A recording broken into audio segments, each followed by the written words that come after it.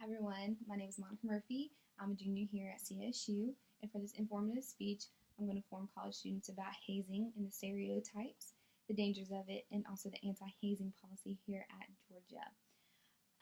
A lot of people know what hazing is, but not a lot of people know what hazing is as its entirety. It's a great opportunity for us college students to know what hazing is because we can prevent it ourselves and also help other people who are going through it as well. And also prevent it from our loved ones going through something like hazing. Now I'm about to show a small clip of this video of a Penn State student who passed away due to his fraternity's hazing rituals.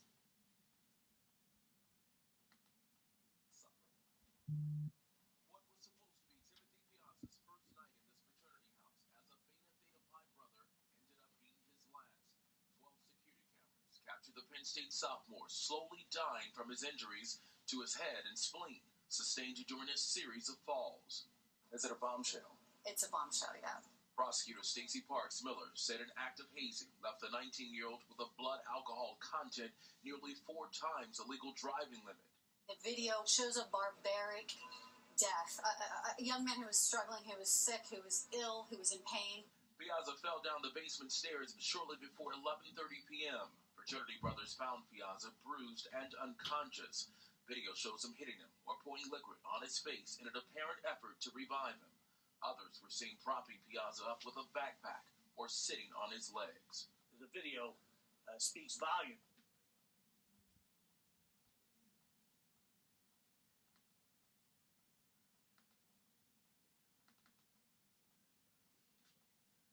Now, what's actually hazing?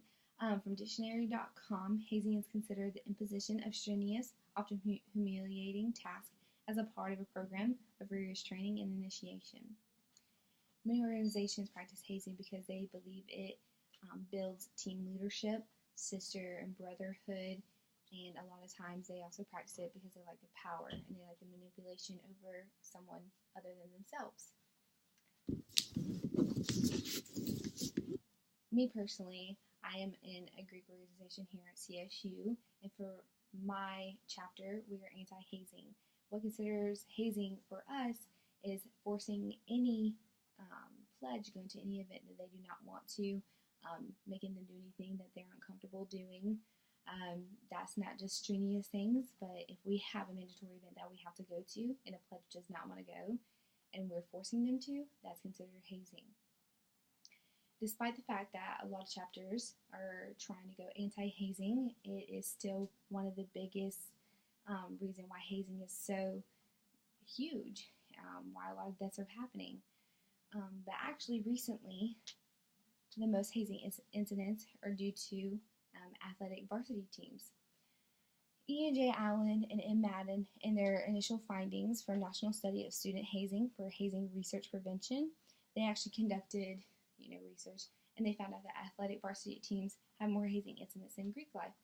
Now here, Greek life is at 73%, and athletic varsity teams are at 74%, and that's just a 1% difference, but still, it's a stereotype, and the athletic teams are more prone to have hazing rituals than Greek life. Many people know what hazing is, but not a lot of people know the dangers that it can really be to them. There's been at least one university hazing death each year from 1969 to 2017, according to Hank Noonan.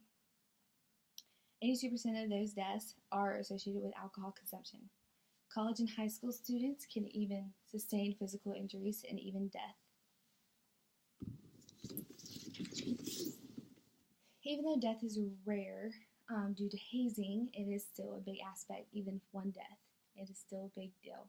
Now, 71% of students who have experienced hazing said that they also suffered mentally, not just physically, but mentally as well. Now, some people might not understand how dangerous hazing is, but it is illegal in 44 states here in U.S. Specifically, the anti-hazing policy here in Georgia is placed under our Georgia University area. Now, this also affects high schools, community colleges, smaller colleges like CSU, and bigger colleges like Georgia University and GSU and something others like that.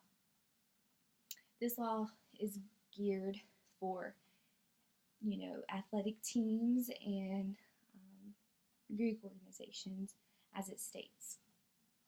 The anti-hazing policy list was considered hazing in Georgia, but the list is not limited to only that list.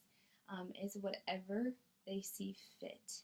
Now, a few things that I felt were interesting about that list is if anything is against their academics, that's also considered hazing. So if an event is like a mandatory event goes past a certain time and it's suffering their academics, that's also considered hazing. Not just strenuous events, not just hitting, not just making them do something, but also if it suffers their academically, that's hazing as well. Now, Hank Noonan said a quote that I found very interesting. He states, "Hazing is an extraordinary activity that, when it occurs, often enough becomes perversely ordinary as those who engage in it grow desensitized to its inhumanity." Now, as it practiced over the years, and it grows each, generation, each year, a lot of the times people feel as if it's normal. Now, we need to, break that and understand what hazing is. Again, since we're all college students, it is important to know what hazing is. Not only will it allow us to know the dangers that can come from it, but it can prevent us from going through legal actions as well. Thank you so much for watching, and I can't wait to hear your speeches next week. Goodbye.